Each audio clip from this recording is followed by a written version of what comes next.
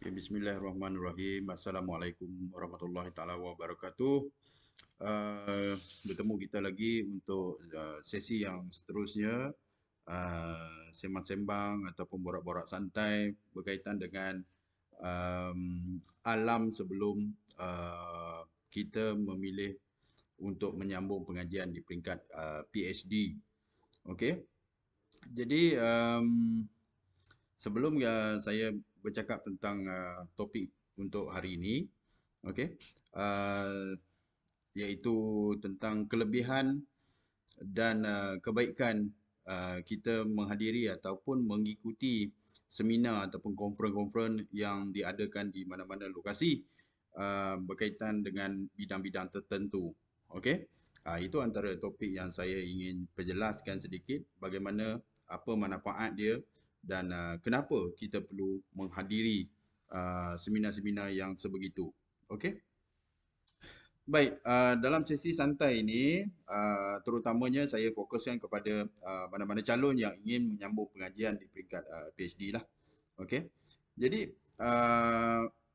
seboleh-bolehnya, okey, secara selingan ya, seboleh-bolehnya sebelum kita mengambil keputusan untuk menyambung pengajian di peringkat PhD dengan topik-topik yang kita cuba bawakan sebagai kita punya tajuk kajian ataupun research, okey, apa yang lebih menarik ataupun uh, lebih lebih kuatkan kita punya kepercayaan kita terhadap topik ataupun topik kajian kita tu, lebih baik adalah kita cuba mencari mana-mana seminar, conference yang berkaitan dengan topik yang kita ingin majukan sebagai kajian selama 3 tahun.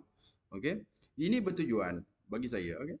Ini bertujuan untuk kita melihat keseluruhan fenomena ataupun melihat keseluruhan kita punya idea kita tu, adakah dia masih lagi ataupun masih lagi relevan ataupun dia inline. Maksudnya dia menjurus kepada arus perdana yang telah dijumpai ataupun telah diselesaikan topik-topik yang berkaitan dengan kajian kita.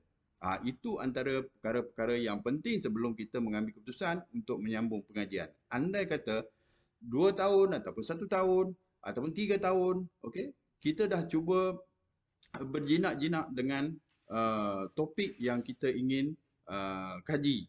Okey, walaupun kita tak menjumpai dia punya spesifik tajuk, tetapi kita dah jumpa satu gambaran apa yang ingin kita kupas, apa yang ingin kita bawa sebagai uh, kita punya jati diri kita dalam kita punya thesis nanti. Okey, seboleh-bolehnya antara yang terbaik lokasi yang untuk kita dapat maklumat berkaitan kita punya area kita adalah mengikuti seminar ataupun konferens-konferens yang dianjurkan.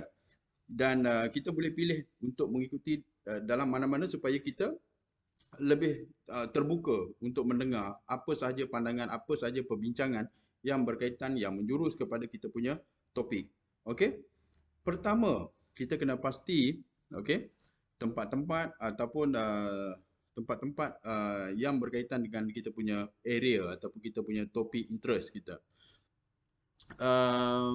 Ini penting sebab daripada pengalaman saya, ada setengah-setengah calon, okey, tidak pernah mengetahui bahawa tempat-tempat ini, tempat-tempat yang berguna kepada kajian beliau, tetapi dia tidak mengetahui bahawa tempat-tempat ini wujud untuk menyediakan prasarana ataupun kemudahan juga merupakan sumber untuk dibincangkan dalam dia punya penulisan. Ini antara yang pengalaman yang pernah saya jumpa daripada student PhD. Okey. Jadi nasihat saya adalah cara terbaik adalah untuk sentiasa mengikuti mana-mana seminar berkaitan kajian kita sendiri. Okey. Okey.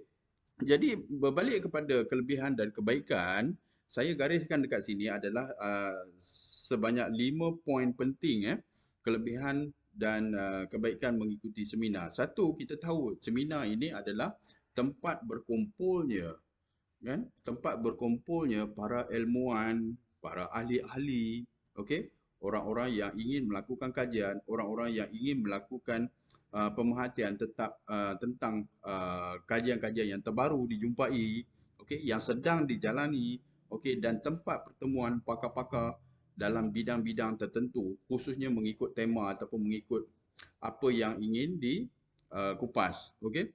Jadi selalunya dalam mana-mana seminar pun dia akan tetapkan dia punya tema-tema tertentu. Jadi kita boleh pilih tema-tema yang menjurus kepada kita punya bidang dan kita boleh pergi untuk mengikuti kursus tersebut, mengikuti seminar tersebut sebagai seorang pendengar, okey, supaya kita dapat input-input terbaru daripada pembentang-pembentang. Okey. Di samping kita dapat mengenali secara direct ataupun secara terus tokoh-tokoh tertentu yang arif dengan bidangnya yang cuba membentangkan hasil temuan, hasil kajian mereka yang sedang berjalan ataupun yang baru saja selesai dikaji. Okey. Jadi secara tak langsung pengetahuan-pengetahuan ini dia akan memberi sedikit panduan, memberi sedikit informasi tentang apa yang sebenarnya berlaku dalam kita punya area. Apa yang sebenarnya yang sedang berlaku dalam kita punya bidang. Apa yang sebenarnya yang sedang berlaku dalam kita punya kajian kita yang ingin kita buat tu. Jadi perkara-perkara yang macam ni, menghadiri kursus, menghadiri seminar, okey, secara tak langsung dia menambah kita punya menjana kita punya pemikiran untuk lebih fleksibel ataupun lebih terbuka untuk menerima ilmu-ilmu baru. Okey, baru yang kita tahu yang tajuk yang kita buat tu adakah masih lagi relevan dengan keadaan semasa ataupun sudah tidak relevan lagi. Jadi itu antara perkara-perkara yang perlu kita fikirkan semasak-masaknya. Okey, pertama di samping kita berjumpa dengan tokoh-tokoh, para ilmuwan, pakar-pakar bidang. Yang kedua adalah kita boleh mendengar, okey, temuan-temuan baru, kajian-kajian baru, metod-metod baru, okey, teknik analisis yang baru yang sedang dan telah selesai dilakukan oleh para pembentang. Okey, itu antara kebaikan yang perlu kita ambil sebagai satu panduan yang positif. Okey. Yang ketiganya, okey, kita dapat mendengar, okey, ketika pembentangan berlaku kita akan dapat mendengar permasalahan-permasalahan daripada perspektif yang berbeza. Itu antara yang salah satu benda yang amat penting lah. Kita dapat mendengar permasalahan daripada pembentang A, daripada pembentang B, daripada pembentang C. Okey, jadi permasalahan-permasalahan berkaitan kajian yang sedang mereka lakukan, bagaimana mereka menyelesaikan permasalahan tersebut. Ini sangat-sangat penting supaya dia memberi satu gambaran idea pada kita bahawa kajian kita yang kita sedang usahakan ni ataupun yang bakal kita usahakan ni, dia akan berhadapan dengan masalah-masalah yang sebagaimana. Jadi bagaimana pula kaedah penyelesaian dia? Kalau pembentang A membentangkan dengan masalah A dan ini penyelesaian dia untuk menjawab persoalan A dan ini juga persoalan B dan bagaimana kaedah untuk menjawab persoalan B, okey, bagaimana dia membawa isu-isu ini untuk diselesaikan. Jadi yang ketiga adalah kita berkeupayaan dan kita boleh ambil pengetahuan bagaimana permasalahan yang berlaku untuk dijadikan sumber ataupun nalar kepada perkembangan kita punya kajian. Okey, maksudnya daripada pelbagai perspektif yang berbeza. Okey. Yang keempat, okey, kita juga berpeluang bertanya secara terus kepada pembentang. Okey. Berpeluang bertanya terus kepada pembentang, bertanya terus kepada tokoh-tokoh tertentu, okey, berkaitan dengan hasil-hasil dengan lebih lanjut, okey, berkaitan dengan temuan-temuan, okey, yang sedang diusahakan, berkaitan dengan analisis yang mereka lakukan, di mana lompangan-lompangan yang sedang ditutup, okey, yang sedang dijawab, okey, bagaimana metodologi itu sedang dilakukan, bagaimana relevansi ataupun signifikannya kajian ini untuk menjawab persoalan isu-isu yang berbangkit. Jadi bertanya secara terus daripada tokoh-tokoh itu, dia akan memberi impact kepada kita punya peribadi, bahawa persoalan yang kita ajukan satu mendapat perhatian daripada tokoh itu, dan bagaimana tokoh itu merespon kita punya persoalan kita. Okey, ini amat-amat penting ya. Amat-amat penting untuk kita selesaikan ataupun untuk kita dapatkan dia punya mood tu. Jadi mood tu ada benda-benda yang sangat-sangat penting untuk kita dapatkan kita punya big idea kita tu, supaya kita dapat tahu yang mana kajian kita itu masih lagi duduk dalam inline ataupun sudah tidak relevan lagi dalam arus perdana. Okey. Dan yang kelima, okey, kita dapat bertukar-tukar pandangan. Okey, biasanya dalam mana-mana seminar, kita akan ada sesi pembentang, dan kita ada sesi rehat, kita ada sesi uh, perbincangan. Okey. Jadi semasa sesi rehat, semasa sesi perbincangan, so banyak audien-audien yang hadir, dan audien-audien tersebut terdiri daripada kalangan pakar-pakar tertentu. Jadi kita berkesempatan untuk bertemu mereka secara direct.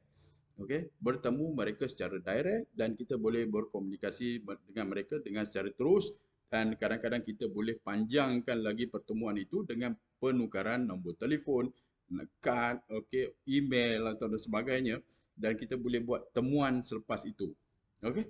Ini antara perkara-perkara yang perlu diberi perhatian agar idea kita tu sentiasa dibimbing, okey, sentiasa dibimbing dengan cara yang betul. Okey, di samping kebaikan menghadiri seminar itu, kita dapat pengetahuan, kedua kita akan dapat pertemuan, mendengar temuan, mendengar daripada perbincangan-perbincangan tokoh-tokoh, okey, mendengar permasalahan, okey, dapat bertanya terus, okey, dan kita juga dapat memanjangkan lagi pertemuan-pertemuan itu dengan lebih serius, kan? Secara tak langsung dia akan memberi uh, satu fenomena baru kepada diri kita. Kita dapat kenalan baru yang arif dalam bidang beliau.